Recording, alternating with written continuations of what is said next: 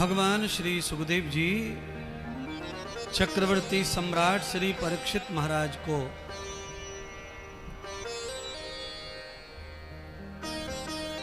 प्रहलाद के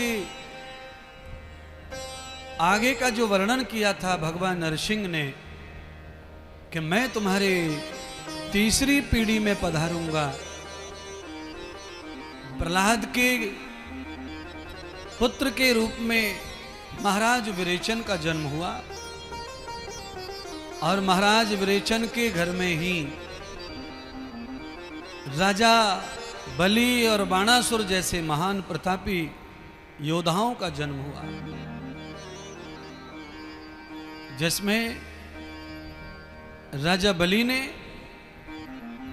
यज्ञ को ही अपना सर्वस्व पूजा माना। शुक्राचार्य जी के सानिध्य में रहकर राजा बलि से शुक्राचार्य जी ने 100 से भी ज्यादा महान यज्ञ करवाए और उन यज्ञों के प्रताप से राजा बलि यज्ञ के फल स्वरूप ही स्वर्ग में इंद्र के सिंहासन पर विराजमान हो गए।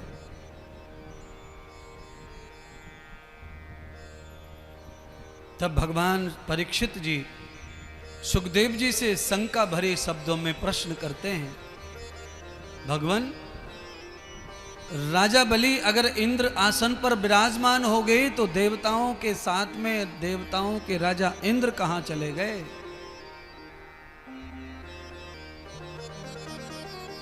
तो श्री सुखदेव कहने लगे, राजन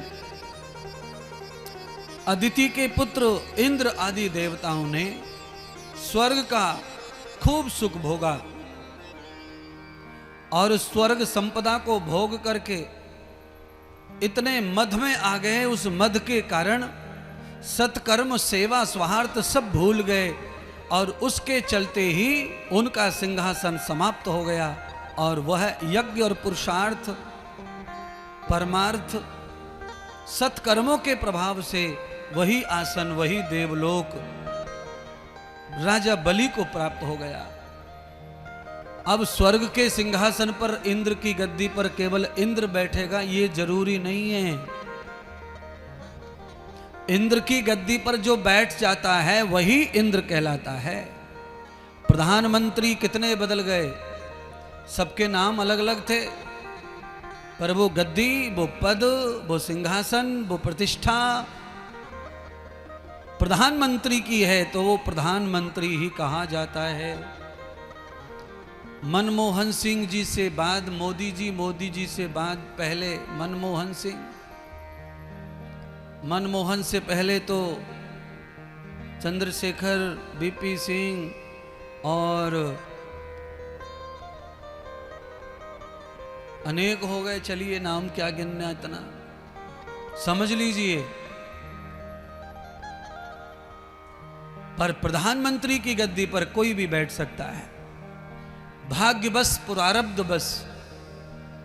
एक होता है लड़ाई छीन कर झील कर बैठना, दैत्यों में यही प्रवृत्ति थी, छीन कर लड़कर छिना झपटी कर कर बैठ जाना। पर राजा बलि ने यज्ञ से पुरुषार्थ से इंद्र आसन को जीता। मैं आपको बताना चाहता हूं, जो व्यक्ति रोजाना ब्रह्म यज्ञ और देव यज्ञ करता है, जो रोजाना ध्यान करता है, जो रोजाना अग्निहोत्र करता है, उस व्यक्ति की इंद्रियां मन बुद्धि बहुत ही संयम और पवित्र हो जाते हैं। उसको ज़्यादा आसना वासना सताती नहीं है, उसमें अपने आप ही ओज तेज सब चीज़ें जागृत होने लगती हैं और उसकी मति और विचार सब उसके परफेक्ट हो जाते हैं।